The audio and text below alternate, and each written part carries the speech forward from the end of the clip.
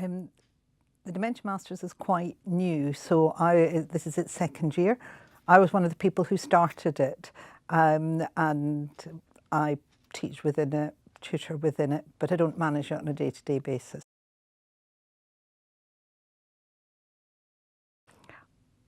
It relates quite closely. I mean, one of the great things, I think, this is the only dementia research MSc in the country.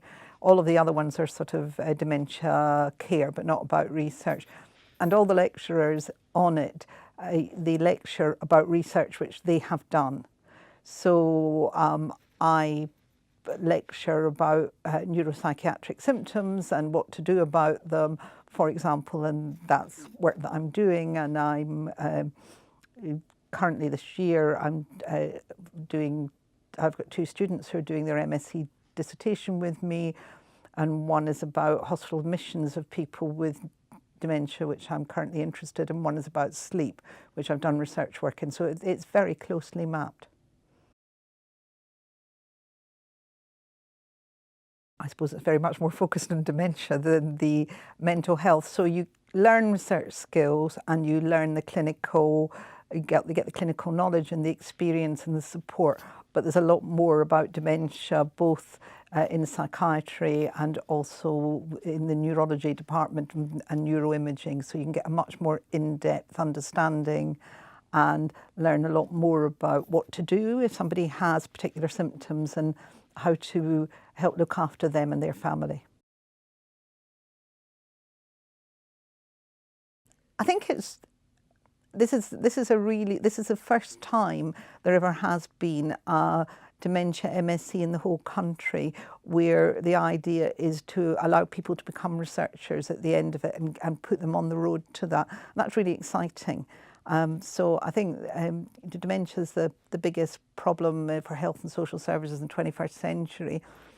There's huge changes. The Dementia Research Institutes in UCL, we do the most research into the clinical practice of looking after people with dementia in the country.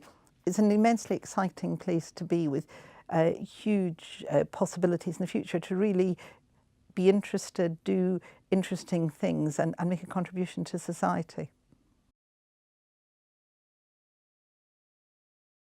Quite a lot of support. I mean, as you know, UCL is a very supportive university, and there's lots of things about how to do an interview and how to fill in a CV, and that they're all available to everyone. Within the Masters itself, everybody is part of a study group and they have tutors within the study group.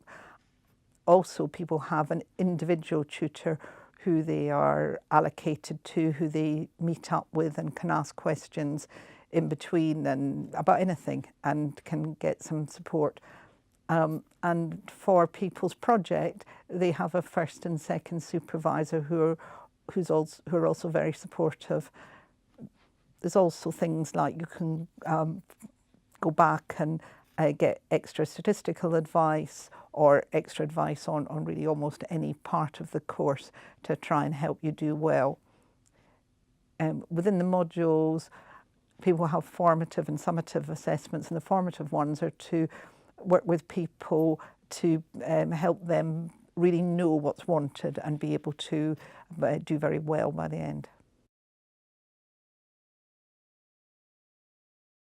Well, as I said, the last year was the first time we had any graduates, so it was early. But for example, currently I have a graduate who's working with me as a research assistant, and he has applied to do a PhD through the Alzheimer's Society and has been shortlisted. And obviously I don't know whether he will be successful or not, but that's an example of it. So people will go on to do more academic work, or some people are clinicians already and they will go on to either do more research within their clinical service or will be able to apply research to their clinical service and think about it in a much more critical way.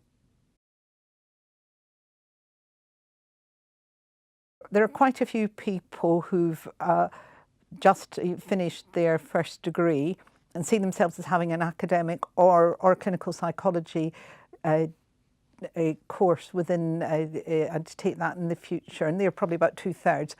And then maybe slightly less than a third of people are already working and want to either become a sort of expert clinicians or academics within their service. And so it's about 2/3, or maybe slightly more than 2/3 to 1/3. They don't need to have dementia-related experience, but it's not something that you'd be likely to choose unless you knew something about dementia, because it's specialist is a higher degree. So I don't. We expect people to be interested, but you probably know that dementia is the biggest problem in the 21st century, and nearly everybody has either got personal experience with a member of their family, or they've have experience of working within it.